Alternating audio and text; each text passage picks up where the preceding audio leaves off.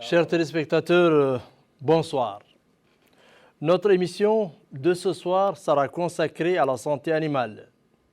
Lancée en octobre 2020 par le ministre, 2019, autant pour moi, par les ministres du Développement rural, la campagne de vaccination du cheptel durera 6 mois et vise à éradiquer 2 principales maladies, à savoir la PPCB et la PPR. Pour débattre des résultats de la campagne de vaccination pour l'année 2019, l'année 2020, je reçois ce soir sur le plateau messieurs Doumbia Baba, qui est le directeur des services vétérinaires au ministère du Développement rural. Bonsoir, monsieur le directeur. Bonsoir. Monsieur Hassan Ould Taleb, qui est le président d'IGNAP, et le mieux indiqué au niveau de la société civile pour parler de l'importance de cette campagne de vaccination. Bonsoir, monsieur le président. Bonsoir. Avant d'entamer le débat, nous suivons un reportage signé Baylaba.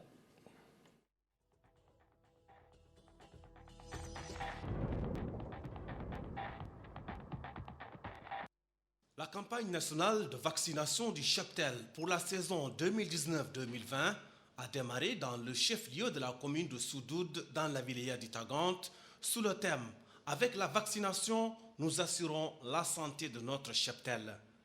La campagne permettra la vaccination de 2 millions de têtes de bovins contre la maladie de PPCB et 4 millions de têtes de caprins contre la peste des petits ruminants.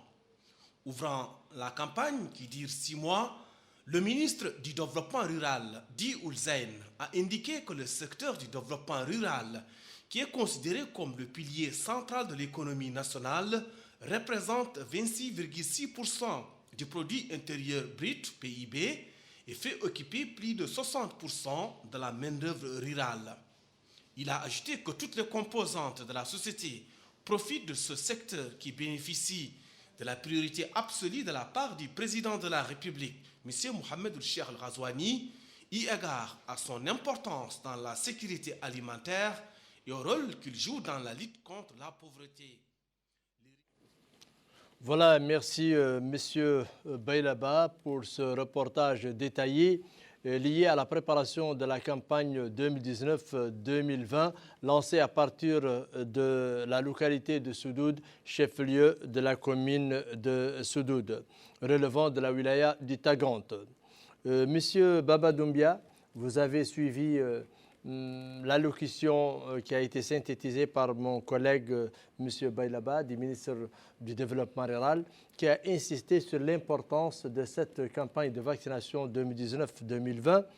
Quelles sont les dispositions qui ont été prises par le département du Développement rural et peut-on savoir les résultats jusqu'ici enregistrés par cette campagne à travers les différentes équipes déployées au niveau des zones pastorales? Merci Mohamed. Permettez-moi d'abord de vous remercier pour l'invitation, pour éclairer l'opinion sur l'importance de la santé animale dans la sécurité alimentaire. Mais je voudrais tout d'abord faire un petit aperçu sur l'importance du secteur dans l'économie nationale. Donc, de par sa contribution à hauteur de 20,6% au PIB, donc vous connaissez un peu le rôle que joue l'élevage dans la lutte contre la pauvreté, dans le mécanisme de distribution des richesses, donc à travers la zakat ou la mnéha, je crois que le président va en dire certainement un mot, mais aussi donc de rappeler que le département, le gouvernement a endossé une stratégie en 2013, une stratégie de développement du secteur rural. Donc en 2013, assortie pour la première fois d'une loi agro-pastorale qui cadre toutes les interventions, investissements en matière de développement rural, donc notamment de l'élevage. Et donc là, je vais revenir rapidement sur les 3 objectifs principaux, stratégiques.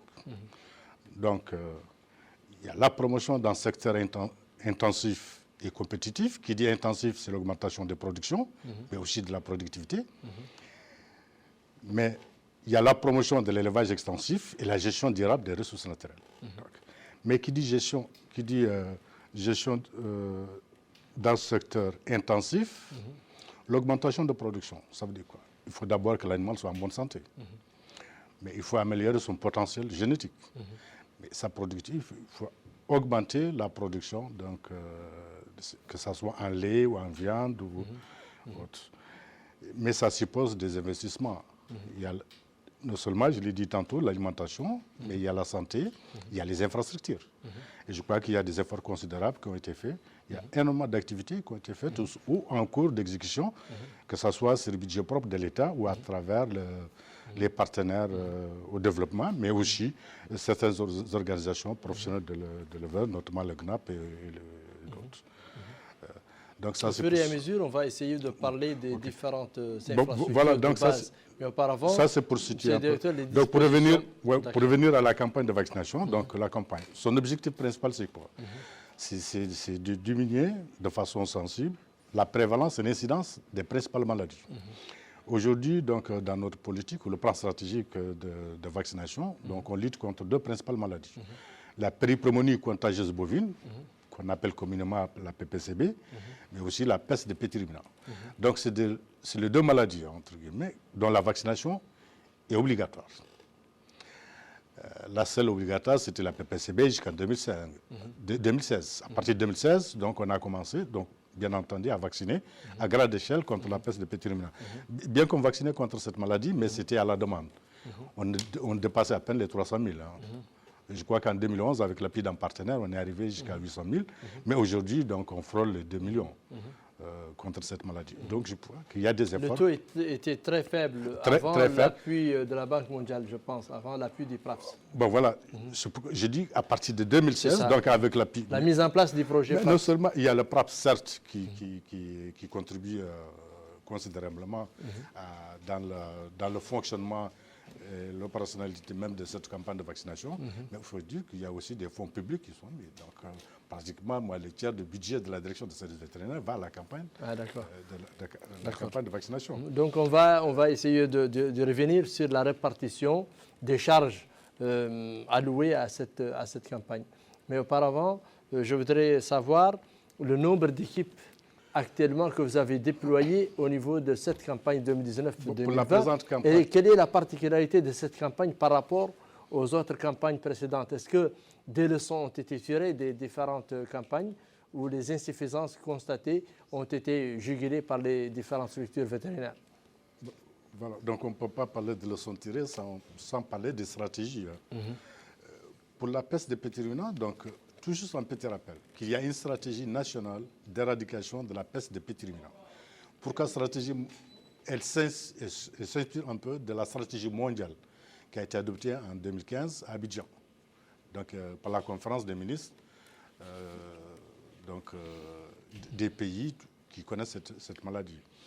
Et avec l'OIE et la FAO qui endossent cette stratégie mondiale, donc il a été demandé aux pays d'élaborer leur stratégie nationale.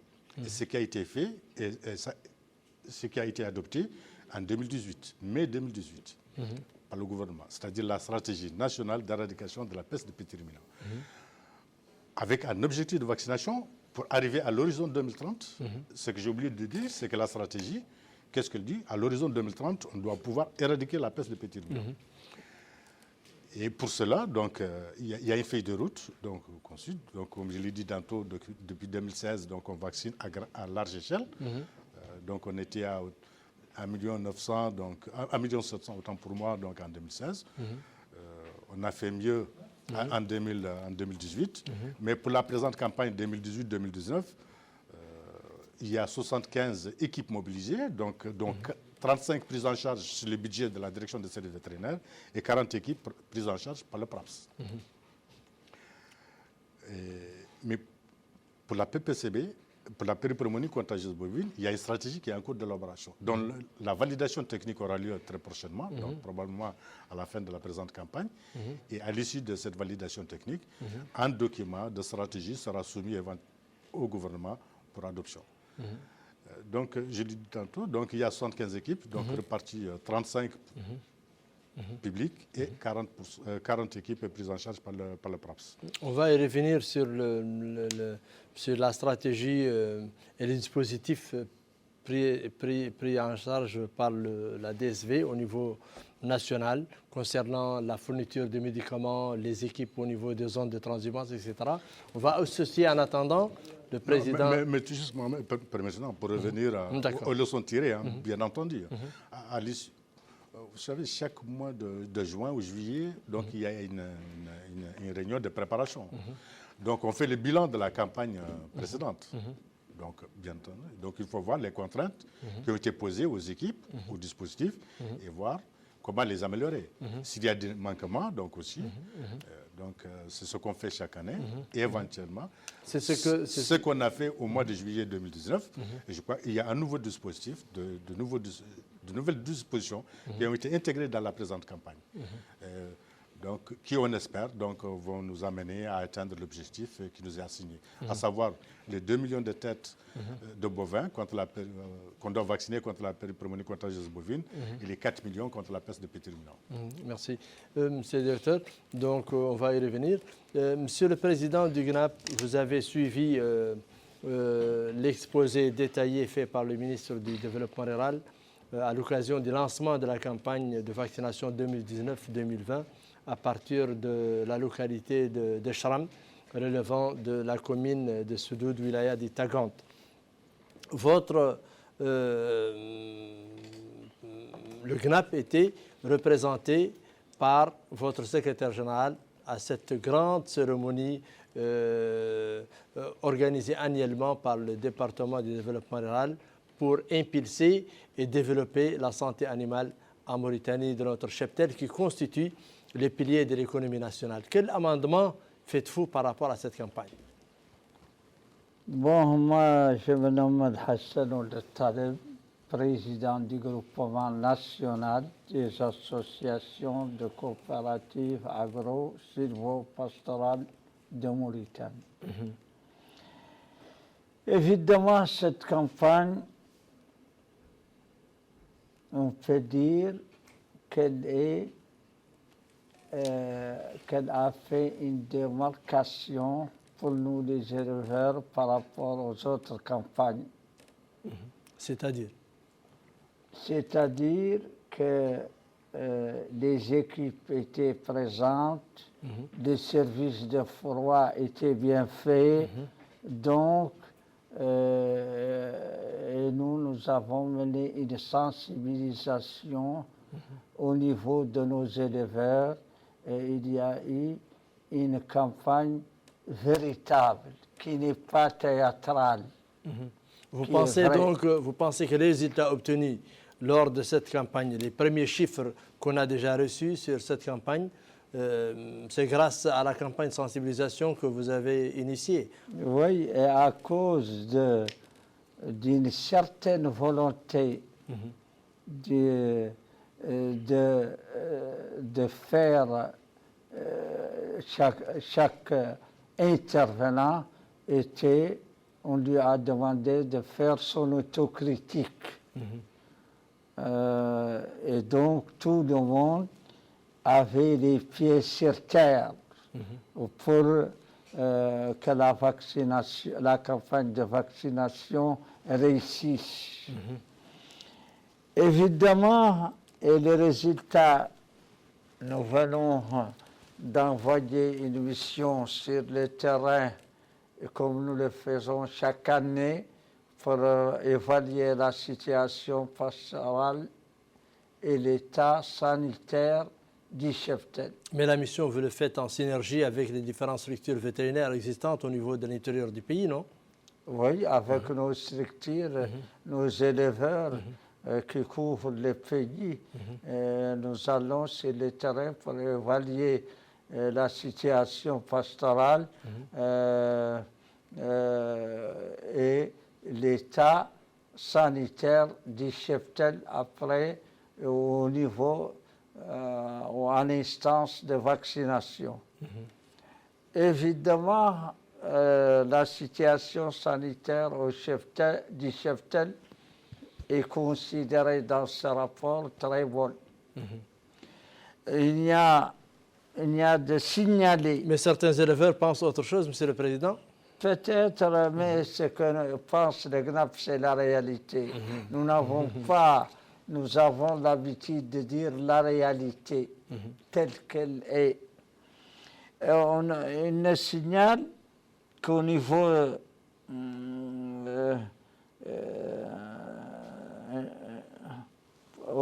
d'Ayoun, quelques cas isolés de botulisme et de pastoralose camélie. Et un seul petit ruminant fiévreux qui a la fièvre.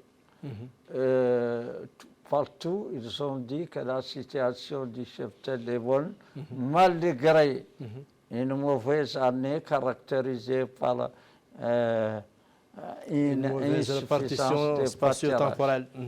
Des pâturages. Ça, en ce qui concerne le déficit pluviométrique, on va y revenir parce que c'est dans le cadre de la sécurité alimentaire. Donc, on va essayer de joindre à nous le directeur de DSV, M. Doumbia, sur le plan des médicaments, la répartition des médicaments au niveau de ces zones pastorales. Comment s'est déroulé? D'abord, qui parle de campagne de vaccination, parle vaccin d'abord. Donc, on parle vaccin. Il n'y a pas de déficit, il n'y a pas de... Non, non, du tout. Donc, les structures ont été suffisamment approvisionnées. Bien entendu. Donc, qui parle campagne de vaccination, parle vaccin. D'abord, il y a le vaccin vivant, c'est-à-dire c'est le vaccin qu'on utilise contre les principales maladies que j'ai citées tantôt. J'ai parlé de la péripneumonie contagieuse bovine et de la peste de petits ruminants, mais ce qui n'exclut pas qu'on vaccine à la demande et aux besoins contre d'autres maladies, notamment donc, le botulisme, la pastorolose, les charbons symptomatiques, la clavelée et autres, la dermatose nodulaire bovine, contagieuse bovine. Donc, à travers une structure qui dépend du ministère, c'est-à-dire la centrale d'approvisionnement en intrants d'élevage, il y a du vaccin qui est acquis. Sur fonds propres, il s'agit là, sur fonds propres, on acquiert les vaccins contre la péripneumonie contagieuse bovine, mais là, il faut rappeler que, par contre, par rapport à la PPR, le vaccin acquis avec l'appui du PRAPS, d'ailleurs depuis 2016. Donc cette année, on a reçu une dotation de 7 millions de doses. 7 millions de doses. Avec les équipements de froid et les moyens de locomotion. Les équipements de froid ont été acquis par le PRAPS, mais aussi par l'État. Donc il y a un équipement qui est prévu. Il y a une complémentarité donc entre les deux. Cette année, bien entendu. Donc il y a le matériel de vaccination. Donc toutes les équipes sont dotées en matériel. Et au niveau des délégations, bien entendu, pour la conservation des vaccins, il y a un matériel de froid, que ce soit des congélateurs ou des frigos. Mais il y a un matériel de conditionnement, puisque les équipes se déplacent. C'est des distances assez importantes et il faut conserver le vaccin donc, à une certaine température puisque c'est une exigence. Sinon, il ne servira à rien de vacciner. Si le vaccin ne garde pas toute son intégrité biologique, c'est-à-dire que le vaccin n'est pas détruit. Donc, et en même temps, donc, il y a une dotation en médicaments donc, qui a été allouée pour toutes les délégations. Et là, c'est sur fonds propres. Sur fonds propres. Moi, je constate qu'il y a eu une nette augmentation des équipes de vaccination parce que pour l'année 2019-2020, le chiffre a atteint 75 équipes au niveau national. Mais certains éleveurs se plaignent que 75 équipes pour sillonner l'ensemble des zones pastorales au niveau des 13 régions sont insuffisantes. Il y a un problème de ressources humaines qui se pose encore. Mais là, je ne suis pas d'accord. Je suis pas d'accord. Donc, 76 équipes, si elles sont utilisées de façon rationnelle, je crois que c'est largement suffisant. Maintenant, donc, nous, on vaccine pour les bovins au niveau des parcs de vaccination. C'est-à-dire les vaccinations ne se font pas sur site. Donc, c'est au niveau des parcs. Il y a des rendez-vous qui sont pris au sein de la collectivité, au sein des communautés. On donne un rendez-vous et les équipes se déplacent. Donc, il y a un travail au préalable avant de procéder aux opérations de vaccination. Il y a un rendez-vous qui est pris de sensibilisation et autres. Donc, et là, on convient un rendez-vous pour pouvoir vacciner. En ce qui concerne la sensibilisation. Il y a des absents. Et là, je vous dis, malgré le travail qui est fourni par ces hommes et femmes sur le terrain, mais il y a des contraintes, il y a des refus de vaccination. ça on le dit. Il y a l'introduction, l'implication de non-professionnels, hein, donc on le dit, de non-professionnels. Il y a chaque jour, quelqu'un qui est en auction, qui a ses animaux, prend quelqu'un dont c'est d'où, hein, paye le vaccin, on ne sait d'où, mais il va se laisser. Est-ce que c'est permis? C'est permis? C'est pas du tout permis. Et une fois qu'on tombe sur ce cas, c'est-à-dire les vaccins sont réquisitionnés et détruits systématiquement. Et il y a aussi l'introduction dans les pays de vaccins non autorisés. C'est-à-dire pour nous, quand il ne passe pas par le circuit officiel, on considère que c'est un mauvais vaccin et c'est des vaccins ou médicaments falsifiés. Et là, il est détruit systématiquement. D'accord. En ce qui concerne la sensibilisation, je pense aussi qu'il reste un travail important à faire dans ce domaine-là, parce que la sensibilisation aussi manque dans le cadre de cette campagne. Permettez-moi tout juste de revenir sur ce problème de sensibilisation. Quels sont les moyens que vous utilisez, les supports de communication que vous utilisez pour sensibiliser les différents éleveurs sur l'importance de cette campagne et à venir nombreux vacciner leur cheptel au niveau des sites aménagés à cet effet? Il y a l'utilisation des radios rurales, il y a les spots, donc dans les 4 langues. Ça, c'est quelque chose qu'on a fait avec l'appui du PRAPS. Et là où je parle, donc, certainement dans les prochains jours, dans 2 ou 3 jours, des équipes vont sillonner l'ensemble du territoire. Bien que le PRAPS n'intervient pas au nord, mais comme il nous appuie en matière de vaccination contre la peste des petits ruminants, donc il va financer les missions de sensibilisation dans le nord. Ah d'accord. Donc les équipes disposent des mégaphones pour sensibiliser les équipes sont pluridisciplinaires, hein, donc sous la supervision bien entendu des autorités administratives. Et pour la première fois, donc, les autorités administratives seront impliquées, donc en l'occurrence les HACAM. Donc il y aura les organisations professionnelles d'éleveurs, il y aura les techniciens et les délégués. Mais nous sommes à un stade très avancé de la campagne, parce qu'il reste à peu près 1 ou 2 mois de la fin de la campagne. Parce qu'en avril, à peu près, la campagne sera clôturée sur toute l'étendue du territoire national. Au-delà dans certains milieux. Non, mais ce qui est prévu, les 6 mois qui sont prévus. Fin avril, en principe. Mais on peut aller au-delà. On est à mi-parcours, il nous reste 3 mois encore. Donc on est le 10 février. Il nous reste 20 jours du mois. Bon, en fait, il nous reste encore 3 mois à faire. D'accord. Monsieur le Président, certains éleveurs se plaignent du manque de sensibilisation. Et ça, c'est votre responsabilité, vous, en tant que groupement socio-professionnel. Bon, d'abord, j'étais entendu tout à l'heure dire 13 régions.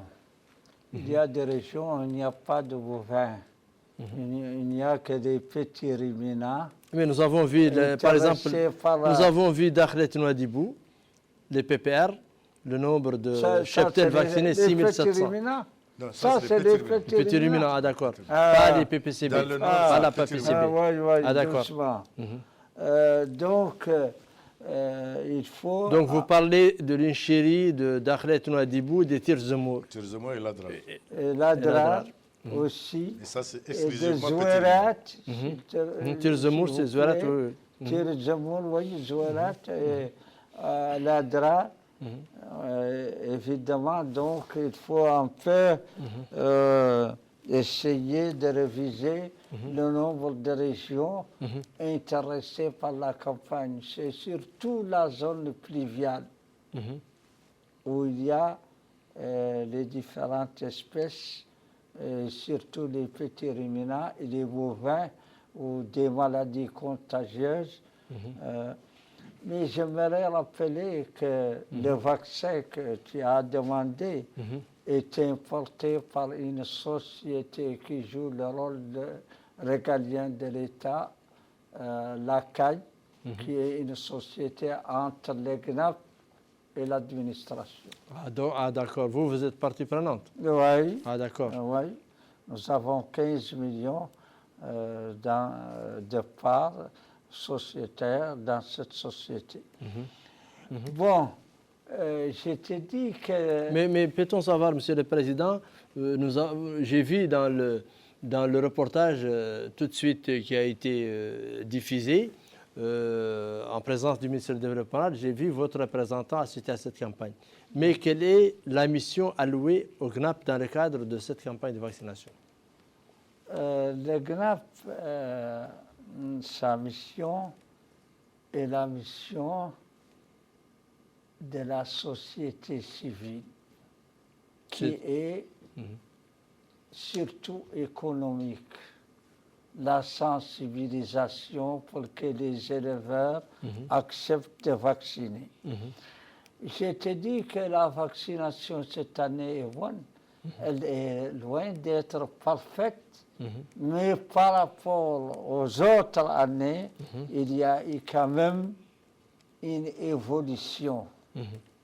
Et c'est très important parce qu'avant,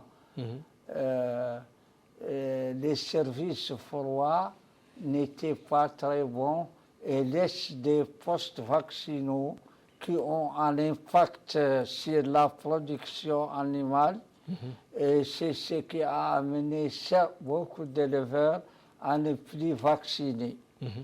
Dans la sensibilisation, aussi bien la direction de santé animale, chacun a fait son autocritique et a appelé ces gens à se conformer pour qu'il y ait une vaccination et pour créer l'environnement favorable qui incite les éleveurs à vacciner. Évidemment, il y a des éleveurs qui ne vaccinent pas encore, surtout les éleveurs qui abreuvent des eaux souterraines, parce que c'est à voir, ils disent que ces maladies proviennent des eaux stagnantes. Ah, d'accord. Quand les animaux s'abreuvent de ces eaux. À partir des zones humides, des tamourtes, etc. Oui. Etc. Et donc, nous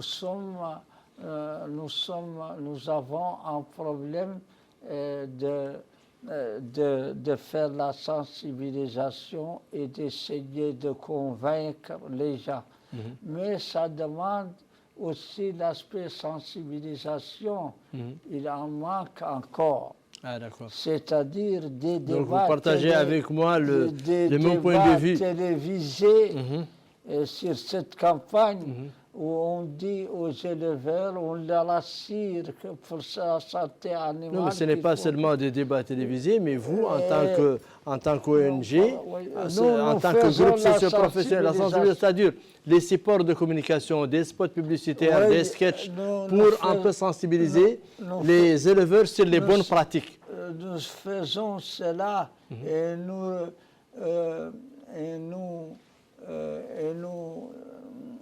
cherchons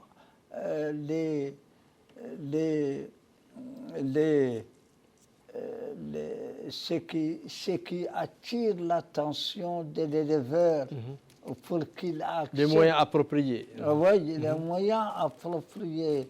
Le message le plus conséquent pour le toucher et pour qu'il s'ouvre à nous et discute et comprenne l'utilité de la vaccination.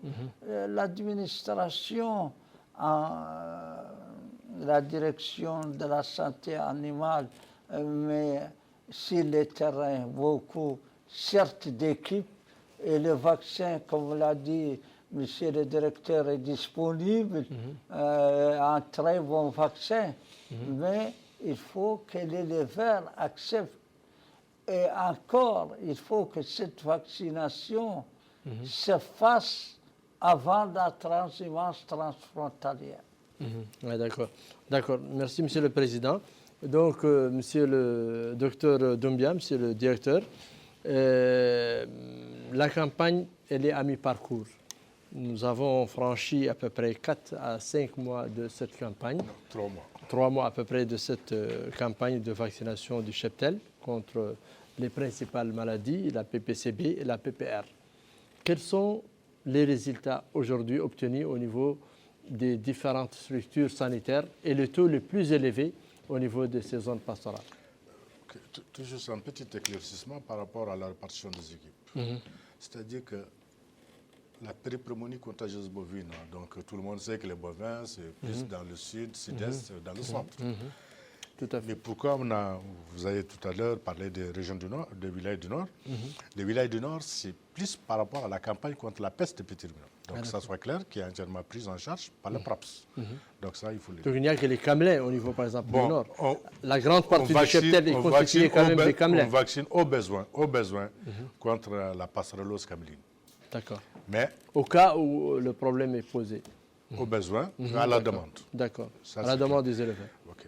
Mais sinon, contre les petits ruminants, donc ça c'est obligatoire. Mais néanmoins, donc comme on l'a dit tantôt, il y a ils ne sont pas ciblés par la campagne parce qu'il n'y a pas... Non, la vaccination n'est pas obligatoire contre ces maladies. D'accord. Donc, on est à mi-parcours, hein, donc on est le 10 février, donc on est à mi-parcours, hein, donc 3 mois sont écoulés depuis le 12 octobre. On est à peu près, donc là je vous donne le chiffre global avant de rentrer dans les détails, on est à peu près à 63% de notre objectif de vaccination contre la péripneumonie contagieuse bovine, donc à savoir par rapport aux 2 millions prévus. On est à peu près à ce jour à 2 255 123 bovins vaccinés, donc un taux de vaccination de 103%, et on est à 1 927 334, à peu près 48%. À la même période, l'année dernière, on était à peu près au même chiffre, c'est-à-dire 63. Je parle à la même date. À la même date. On était à 63% à peu près. Et pourtant, les chiffres vaccinés contre la les équipes étaient... Mais là, le nombre était... On va y revenir. Non, mais là, la différence se situe au niveau de la peste des petits ruminants. Ah, d'accord. L'année dernière, à la même période, on était à 32%. Cette année, on est à 48% à la même période. Ah, pour dire qu'il y a des efforts. Il y a des efforts qui ont été faits. On est à 75%.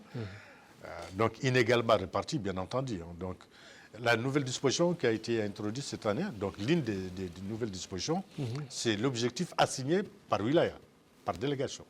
Ils ont des objectifs de vaccination. On s'est basé sur, d'abord, le nombre d'équipes allouées. C'est la base des effectifs du cheptel. Du moins, des estimations des effectifs du cheptel.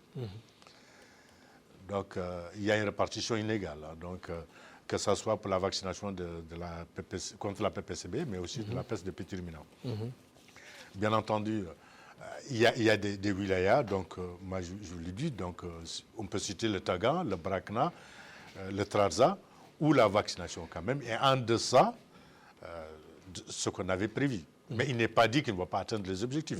Mais ça, c'est dû à la prise de conscience des éleveurs. Non, mais il y a un problème. Hassan l'a dit tout à l'heure, monsieur le président du GRAP l'a relevé tout à l'heure, donc on sort d'une année difficile peut-être. Dans certains wilayas, les animaux ne sont pas revenus.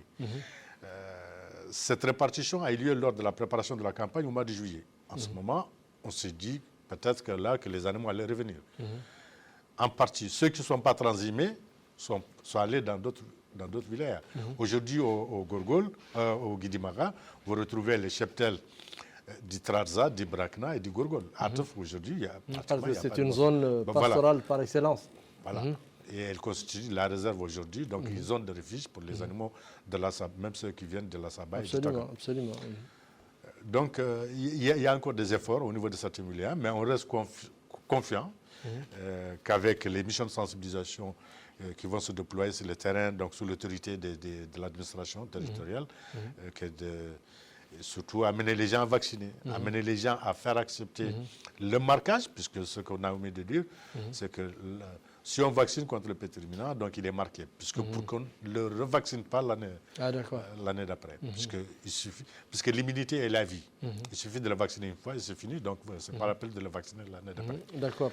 Donc qui dit santé animale parle aussi des infrastructures de base, c'est-à-dire les parcs de vaccination, leur répartition au niveau national, au niveau des zones pastorales. Mais avant d'évoquer le problème des infrastructures au niveau des zones pastorales, nous allons suivre un reportage signé Ndeye Sow Sidi.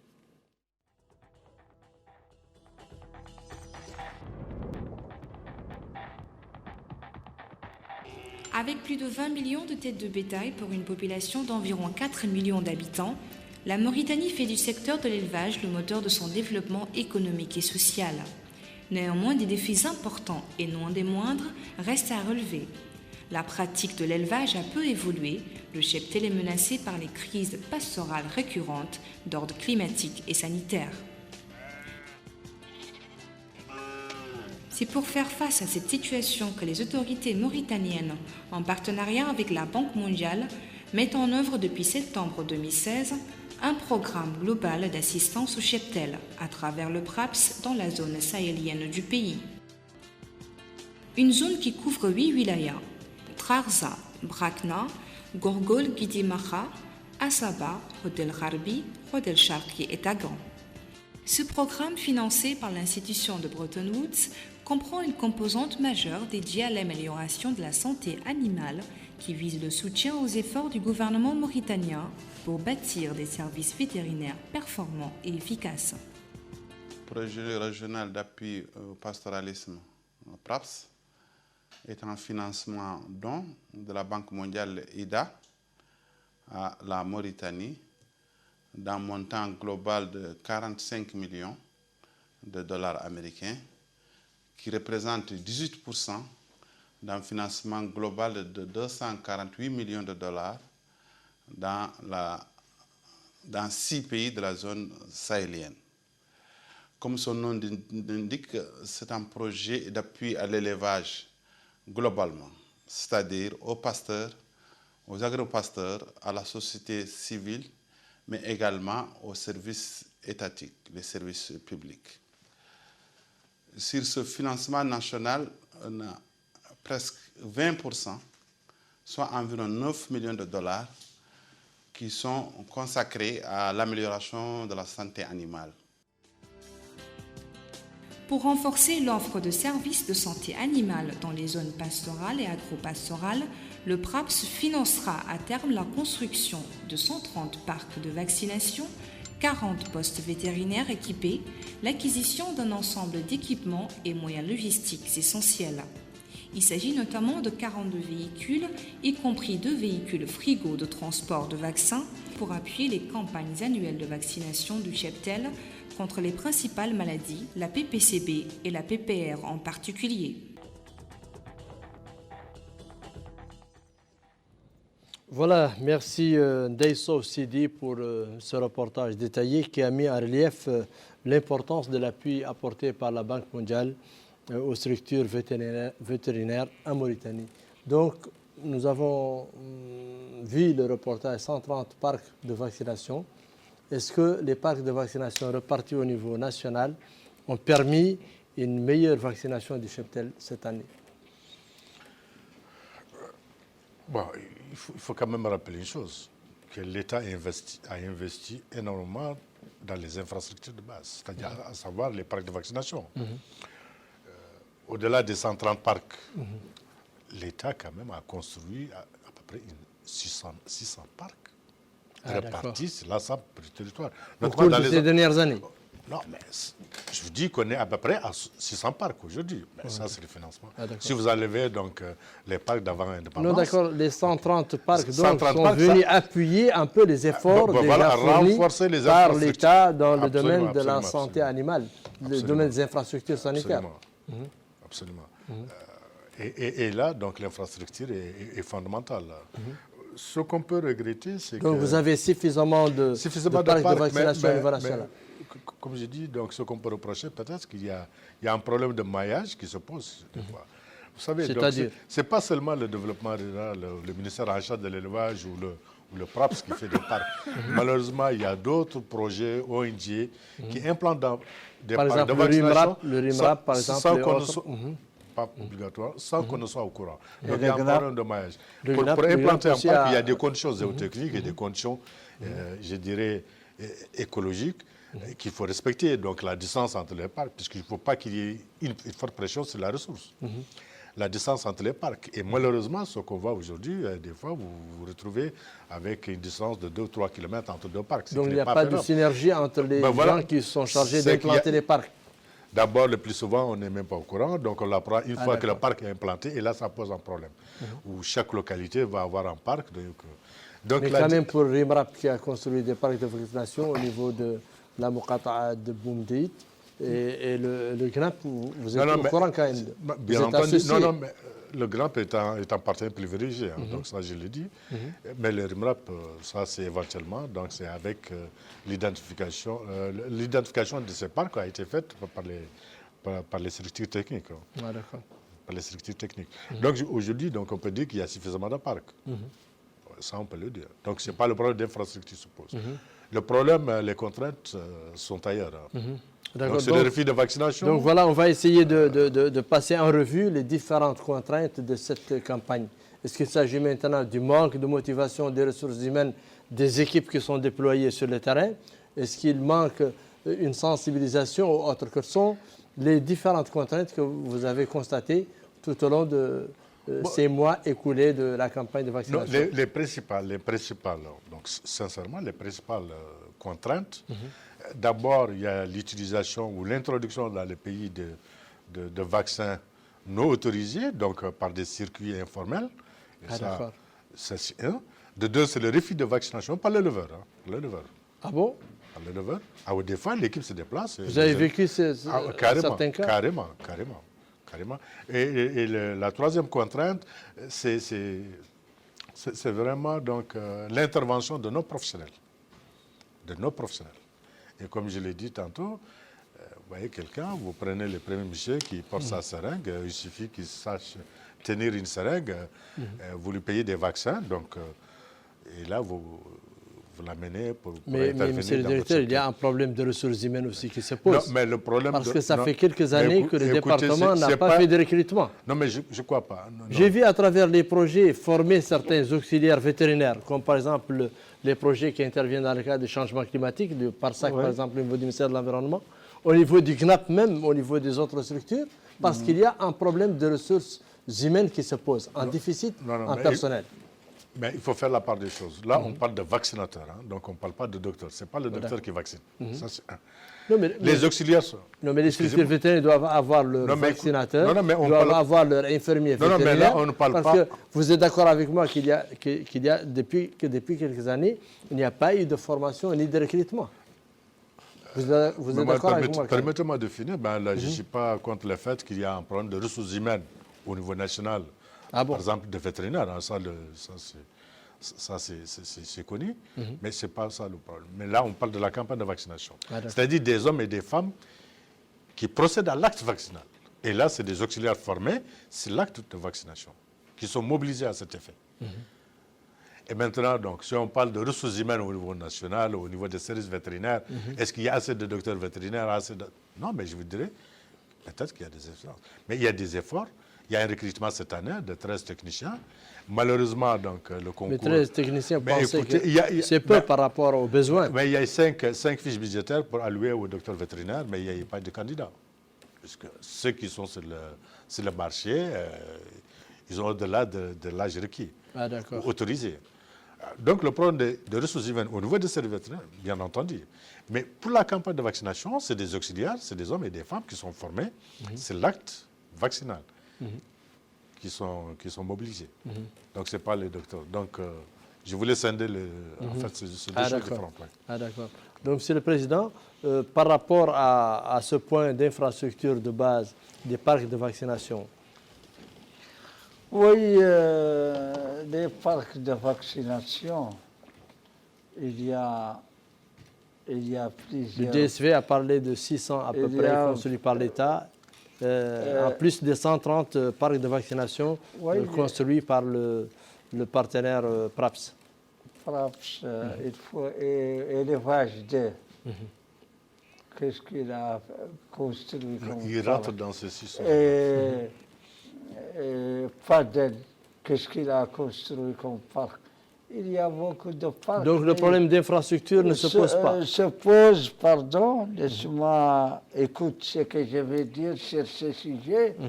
Je viens de prendre la parole.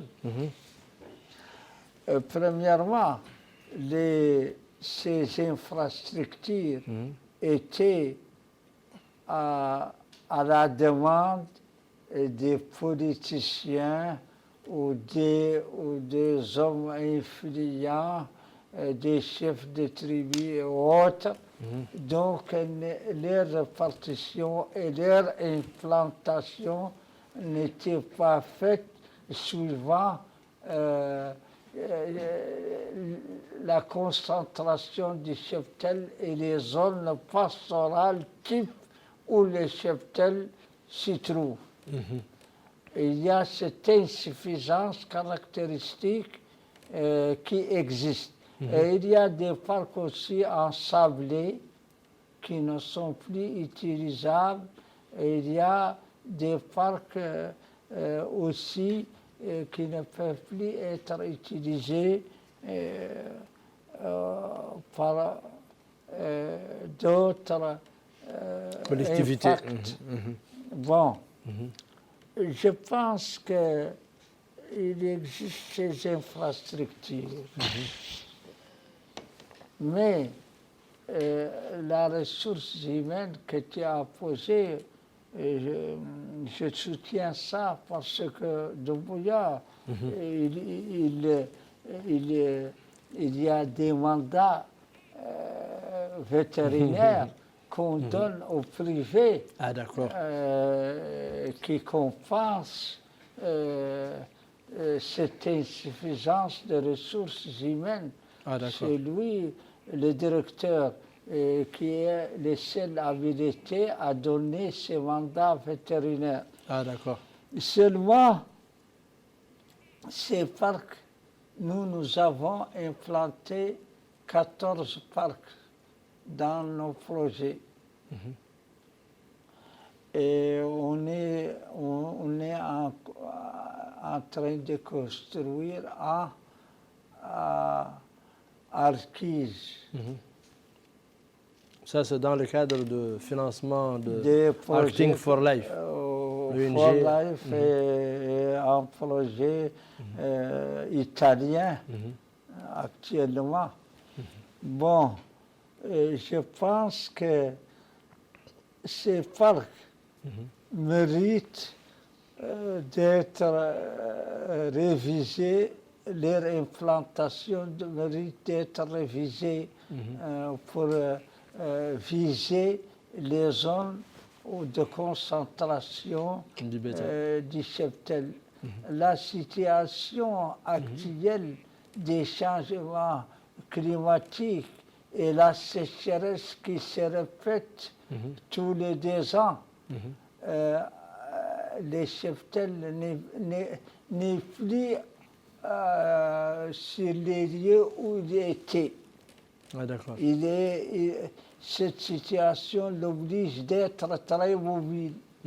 Donc, aussi, il faut prendre ça en considération dans l'implantation de ces parcs de vaccination. Il faut laisser les directeurs et ces techniciens implanter ces infrastructures pour viser justement les lieux de concentration du cheptel. Vous avez suivi Doumbia? Oui, parfaitement. En fait, je voulais revenir tout juste par rapport à l'intervention des vétos privés. Donc, comme il l'a dit, c'est les 40 équipes prises en charge par le PRAPS. Il y a 8 docteurs vétérinaires à qui on a octroyé le mandat sanitaire.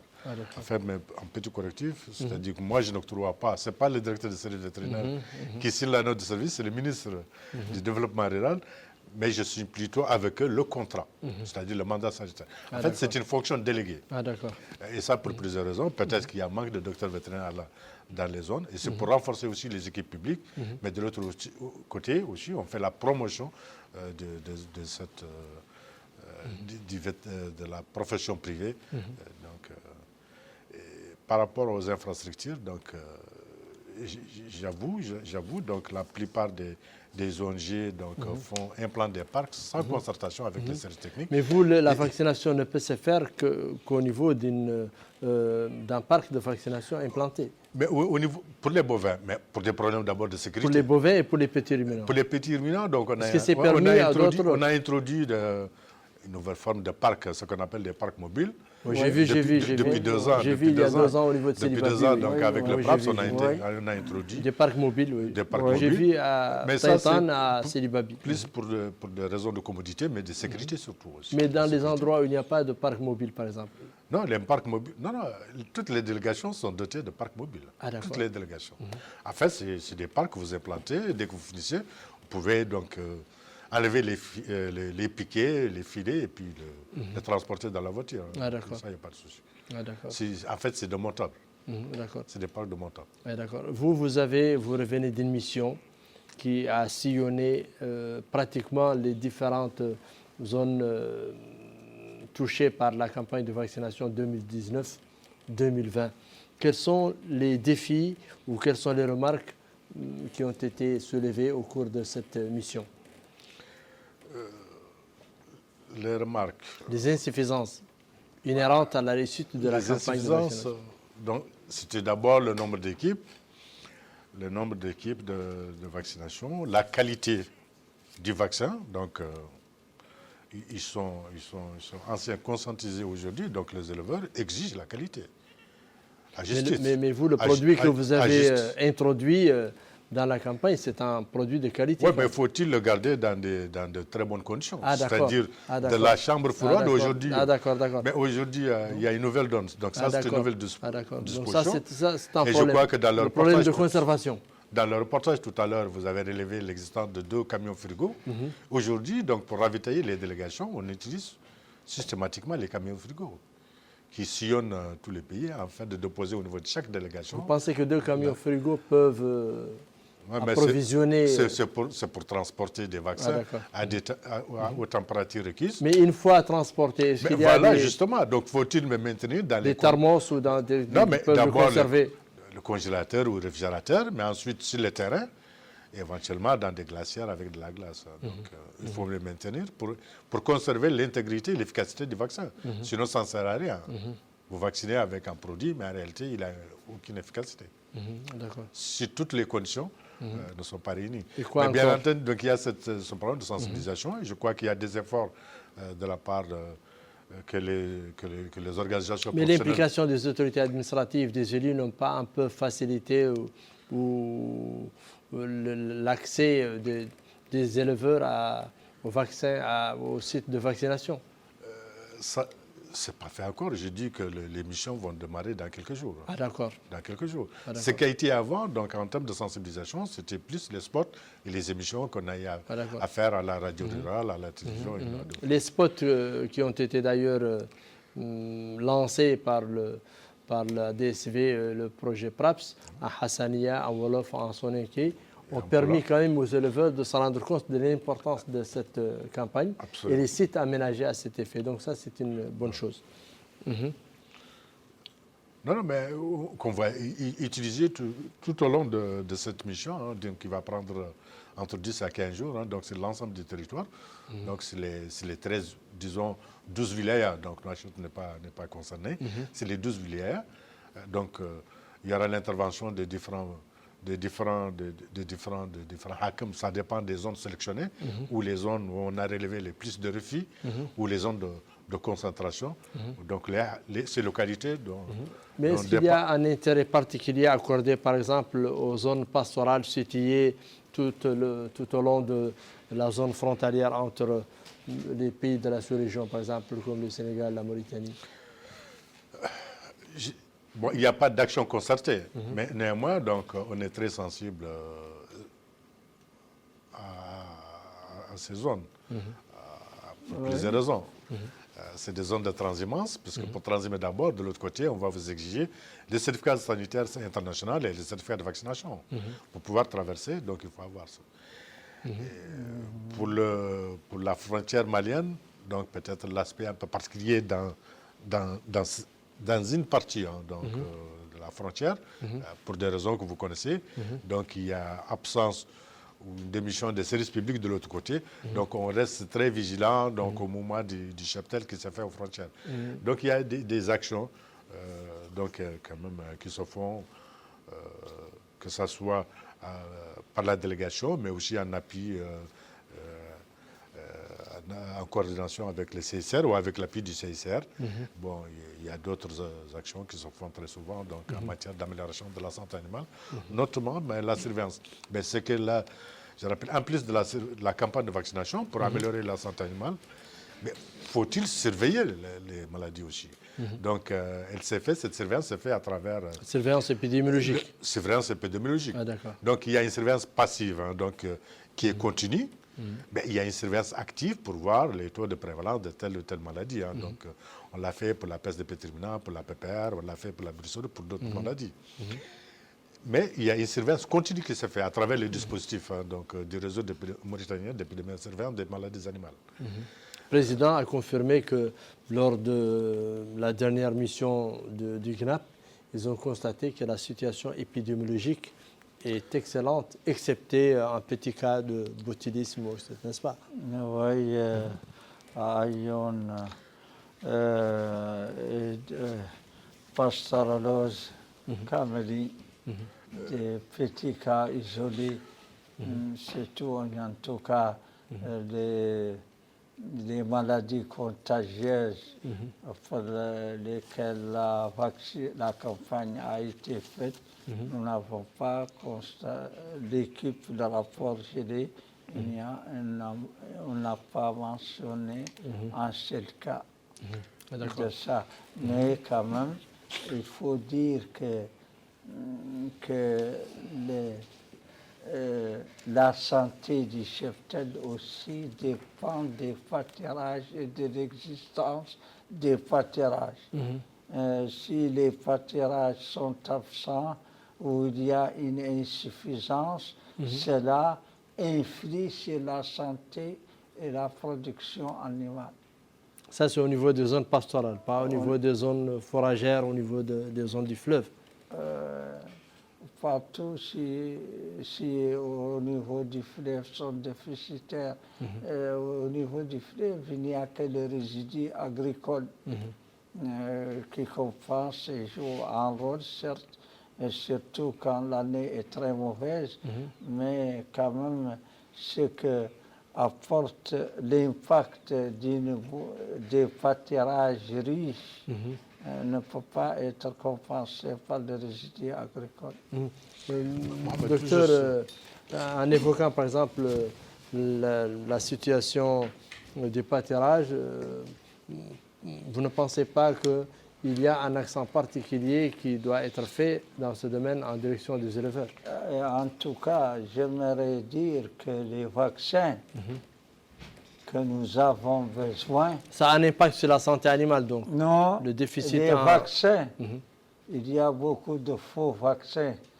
Les vaccins vivants importés est très bon, mais il y a une anarchie.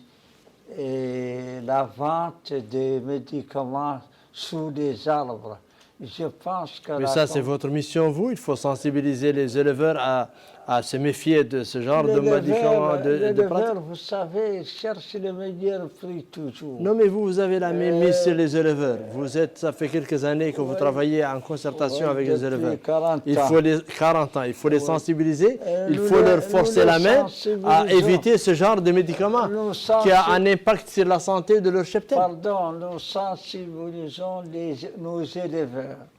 Et on fait le lobbying auprès de notre administration pour qu'il y ait l'autorisation, l'AMM sur le marché, qu'aucun produit ne soit mis sur le marché sans que la direction de la santé... Vos représentants, parfois, c'est des éleveurs par excellence. Donc, dans tous les pays, c'est comme ça. Chez nous seulement.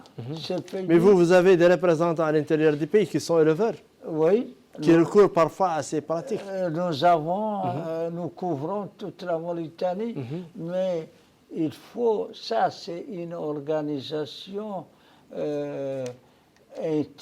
au niveau...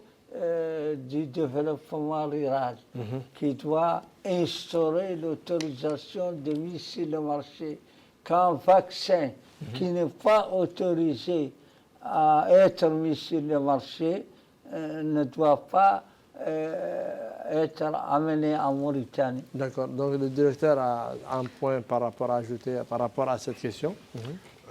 Oui, tout juste par rapport à la situation sanitaire du pays. Vous savez, donc, on parle de cas sporadiques, donc, comme ils le disent, donc de cas isolés de maladie. Mais pour ceux qui vaccinent régulièrement les animaux, c'est rare quand même que vous voyez quelqu'un qui vaccine régulièrement ses animaux déclarer une maladie dans son cheptel. Ça, c'est très rare. Et le plus souvent, donc, c'est pourquoi d'où l'importance de la vaccination, puisque vous mettez en danger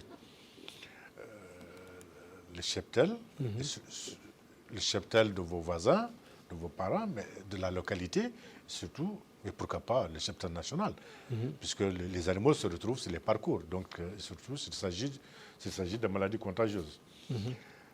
Par rapport à la qualité du vaccin, j'ai dit tantôt, donc l'une des contraintes majeures, c'est l'introduction par des circuits informels de produits non autorisés. Donc, il y a des failles partout. Mais ce que je peux vous dire, c'est que tous les vaccins qui sont en majorité, il faut reconnaître, mais pas les vaccins vivants, sont autorisés par la direction. Sont autorisés par la direction. Et c'est des vaccins qui ont leur certificat d'analyse et d'origine. Donc l'origine est connue et la qualité est connue, le laboratoire est connu. Oui. Et là, pour vous dire, donc, le département donc, a pris les choses très au sérieux. Donc, on vient de boucler une mission d'inspection au niveau des grossistes, mais aussi de tous les points de vente, que ce soit officines, mais aussi les dépôts sur l'ensemble des territoires. Mais est-ce que vous avez procédé à des fermetures systématiques de certaines officines? Donc, si vous n'êtes pas autorisé, donc la fermeture est systématique. Mais nous, on ne parle pas. Bon, pour ça, donc, il n'y a pas à discuter. Il y a une saisie des produits, par exemple, qui ne sont pas compatibles, qui ne sont pas certifiés par vos structures. Mais voilà, ce qu'on exige d'abord, c'est la facture d'acquisition de ces produits. Est-ce que ça, c'est nombreux au niveau des endroits. Est-ce que vous avez la lettre d'admission? Vous savez, donc, vous avez 5, 6 ou 7 grossistes. Ce n'est pas les détaillants. Les détaillants peuvent amener du produit, mais en réalité, ils ne sont pas autorisés. Il y a des grossistes qui ont une autorisation d'importation et de vente en gros. Et ces gens sont autorisés. À chaque fois qu'ils doivent importer, donc, ils doivent faire une demande avec la liste des produits. Et c'est là où on les autorise. Et ces produits sont connus, donc l'origine est connue. Mais le problème, c'est le circuit informel qui n'est pas encore maîtrisé. Mais néanmoins, je vous garantis qu'il y a des saisies de destruction qui se font de temps en temps. Donc, sans crier gare. Mais une officine ou un point de vente qui n'a pas une autorisation, il est fermé systématiquement. Mais là, on essaie aussi de les accompagner. C'est la mise aux normes de l'établissement, donc que ce soit en termes de conservation, mais aussi de présentation des produits, et tout ça, en plus de la gestion administrative. Surtout les mesures de conservation qui font défaut, surtout à l'intérieur du pays. Surtout s'il s'agit de vaccins, et certains produits qui exigent une température donnée. Si vous n'avez pas l'infrastructure adéquate, mais ça, il y a des mises en garde qui ont été envoyées, ça je voulais dire. Et là, donc, ils ont un délai pour se conformer. Une chambre froide qui en parle, il faut la réparer. Donc, on ne peut pas vous permettre. Ou la prochaine fois, vous demandez une autorisation de vaccin, votre autorisation est rejetée. Vous avez enclenché une campagne pour la santé animale à l'image de celle qui est initiée par le ministère de la Santé. Non, mais en fait, c'est une inspection de routine. Mais là, qu'on vient de clôturer. Mais ça, c'est à l'image. Mais aussi, donc, pour pallier à ça, donc, on est en train de renforcer le contrôle aux frontières. Donc, récemment, donc, le ministre, on a signé des notes de service pour opérationnaliser notre bureau de contrôle du port et de l'aéroport. Donc, en plus du PK55 qui est opérationnel aujourd'hui et les débarcadères de Rousseau. Mais auparavant, il n'était pas opérationnel. Auparavant, il y avait des complaisances, donc. Non, pas de complaisance. Il y avait un manque de personnel. Donc, on a renforcé le personnel. Et les équipements ont été équipés, les équipements de contrôle. Et ça, toujours, c'est pour juguler ce phénomène de passage de produits non autorisés. Donc, il faut vraiment qu'il y ait des documents requis qui sont autorisés pour qu'ils traversent. Et ça, c'est en plus du médicament, il y a les denrées d'origine animale. Et ça, le ministre l'a dit dans l'une de ses interventions. C'est vraiment donc un problème qui lui tient à cœur, et je crois que ça tient à cœur au gouvernement, afin de proposer, contrôler toutes ces denrées aux frontières, afin de proposer aux consommateurs. Et je crois que c'est son droit d'avoir un produit sain, puisqu'il les paye avec son argent. Absolument. C'est le minimum. Absolument. Le minimum. On va suivre une interview liée à l'organisation de la campagne de vaccination 2019-2020 au niveau de la wilaya du Guidimara.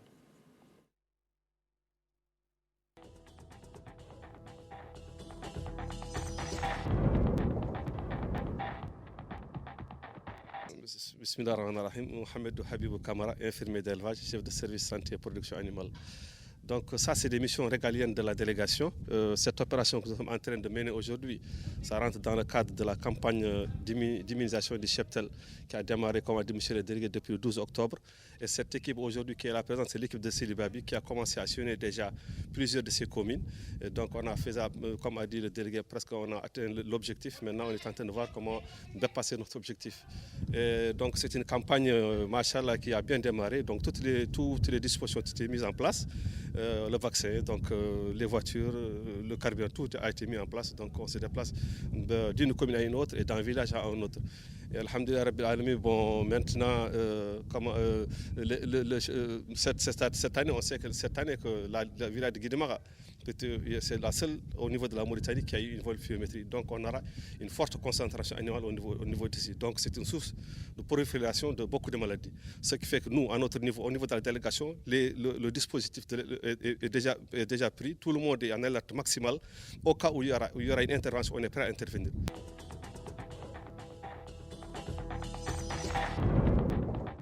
Donc voilà, monsieur le directeur, vous avez suivi ce vétérinaire qui s'est exprimé sur les antennes de la télévision, qui parle que cette année, c'est une année particulière. Il y a eu un déficit pluviométrique, un déficit au niveau des pâturages, et il y aura une forte pression sur la zone de Silibabi, qui est une zone pastorale par excellence. Les différents animaux qui viennent des différentes régions, de la Saba, du Hod el-Gharbi, du Tagrant et autres. Donc, vous ne pensez pas qu'une seule équipe est minime pour pour couvrir l'ensemble de ces zones pastorales et pour vacciner ce cheptel qui vient des autres endroits? Non, mais en fait, je ne sais pas, là vous n'avez pas suivi. Une équipe parmi 6. Il y a une équipe à Silibabi. Il y a 6 équipes au Guidimara. Ah, d'accord. Et maintenant, la répartition, vous savez, nous, on fait un planning, un projet de répartition des équipes sur l'ensemble du territoire. Non, mais c'est bien, mais donc, lui, il revient au délégué. Il parle de la pression. Non, il revient au délégué de faire la répartition de ces équipes au niveau de la wilaya. Certainement, donc, ça m'étonnerait qu'il n'y ait que cette équipe pour le Silibabi. En fait, vous avez 6, Silibabi, le Guidimara, c'est 3 communes, vous avez Silibabi, Kabo et Woulienja. Donc, à la limite, si on me dit des équipes, ok, mais les animaux ne se trouvent pas seulement. La concentration, ce n'est pas seulement au niveau de Silibabi, mais au niveau de Kabo et de Woulienja aussi.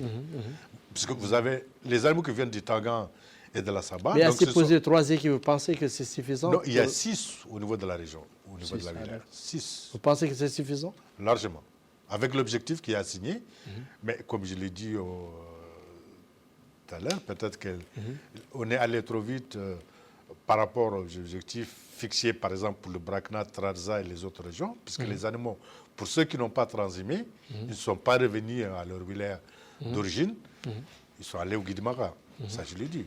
Donc les animaux du Brakna, du Gorgol, vous les retrouvez aujourd'hui au Guidimara. Les animaux du Tagan et de la Saba, vous les retrouvez en partie. Si ce n'est pas la bande Tanaha et la bande frontalière, là, vous les retrouvez dans la... Si ce n'est pas dans la Mourata de Kankosa, et ça, c'est dans la frontière avec Oulienje. Donc, 6 équipes, c'est largement suffisant. S'il y a une bonne planification et l'utilisation rationnelle des moyens, des équipements et des hommes qui sont en place. Monsieur le Président, sur la pression cette année, compte tenu du déficit pluviométrique, les déficits en pâturage?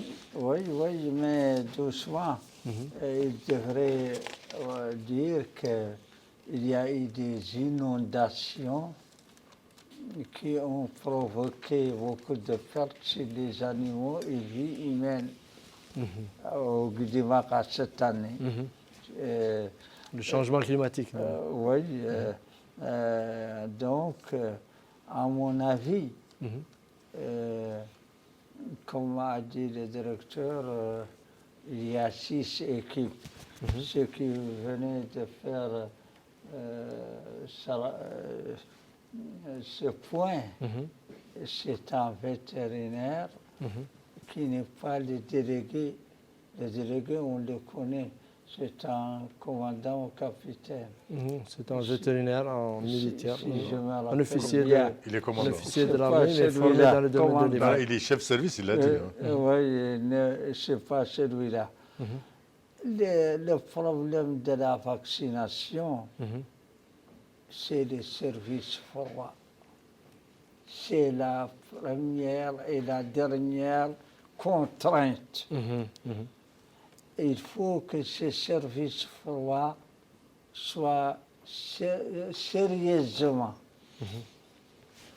fait et bien suivi pour ne pas pour donner pour qu'on arrive à un résultat qui pourrait inciter les éleveurs à vacciner. Il faut que ce service froid soit bien conservé et bien fait. Ok, merci. Et quand il ne l'est pas, aussi de faire son autocritique, que l'administration accepte de dire qu'il y a eu des failles dans cela et qu'on va y remédier. D'accord. On va suivre une dernière interview et on clôture le débat.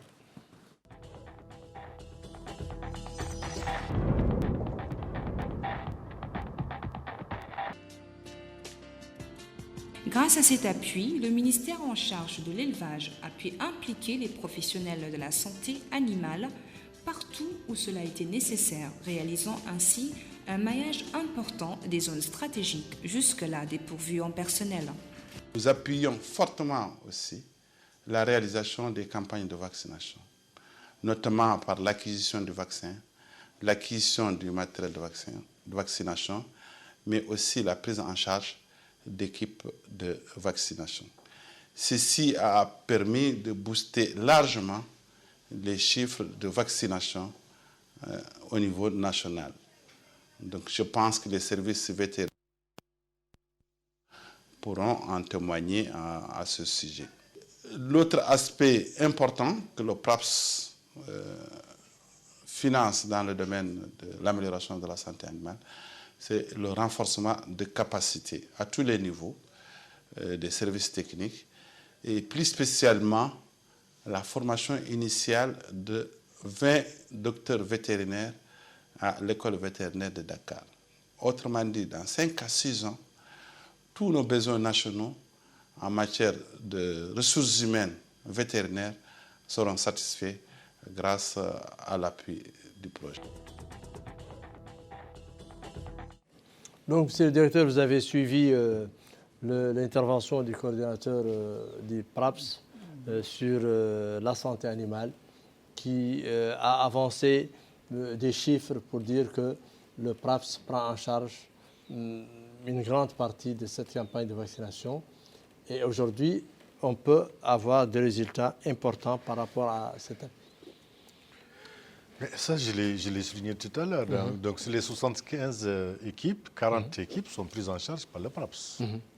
C'est-à-dire leur fonctionnement. Ça veut dire que s'il multiplie les appuis, on peut avoir des chiffres plus importants. C'est-à-dire les chiffres de 4 millions de têtes vaccinées contre la PPR. Ça, c'est des projections. Donc 4 millions, mais l'année prochaine, on est supposé vacciner 7 millions. C'est-à-dire que s'il y a un appui plus important, nous aurons plus. Oui, mais faut-il en faire un bon usage et faire une bonne planification? Il ne suffit pas d'avoir des équipes, mais faut-il avoir des hommes et du matériel? Avec une bonne planification, donc un management des hommes, je crois qu'on peut parvenir à atteindre ce résultat. Puisque notre objectif, c'est quoi? Donc à l'issue de la fin du PRAPS, donc horizon, enfin, je crois que c'est en 2021, on doit pouvoir on doit s'approcher de l'objectif qui est assigné, c'est-à-dire à l'horizon 2030 de pouvoir éradiquer cette maladie, du moins la peste. Et à l'horizon 2025 pour contrôler la pneumonie contagieuse bovine. D'accord. Donc, un dernier mot, M. le directeur. Apparemment, le réalisateur nous fait signe que le temps est parti. Permettez-moi d'abord de relever l'importance de cette campagne de vaccination. Comme je l'ai dit, elle immunise, elle prévient l'apparition des principales maladies contagieuses qui peuvent avoir un impact sur la ressource, mais sur les productions aussi. Mais la qualité du produit qu'on consomme tous les jours, que ce soit le lait, la viande,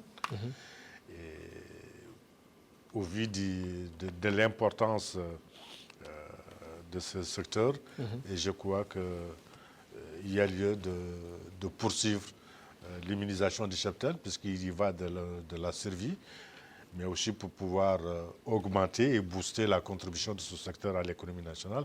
Donc j'appelle l'ensemble à faire vacciner leurs animaux, donc à faire appel aux équipes de vaccination qui sont là. Donc on a encore du temps. Donc si le besoin l'exige, on peut aller au-delà du mois d'avril. Merci. Monsieur le Président. Moi, je voudrais dire que si le PRAPS augmente son appui financier, qu'il y aura plus d'animaux vaccinés.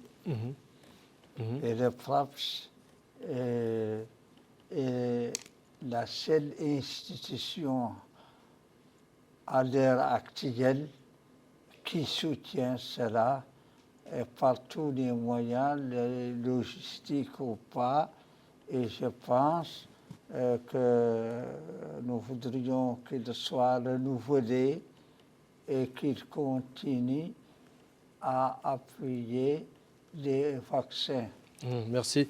Merci, Monsieur le Président. Je vous demanderai à ce que les services froids comprennent vraiment attention à cela et qu'on sache que c'est la première et dernière contrainte de la campagne, de la réussite de la campagne de vaccination. Merci, Président.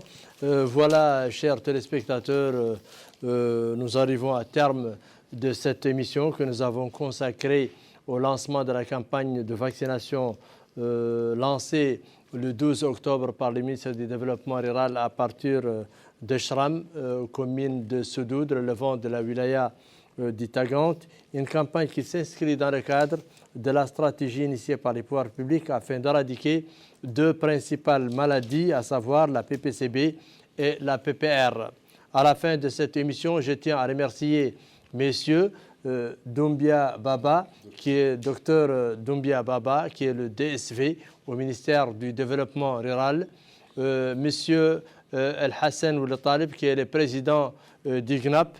Merci à tout le monde pour nous avoir enrichis sur les différentes thématiques liées à cette campagne de vaccination 2019-2020. Merci.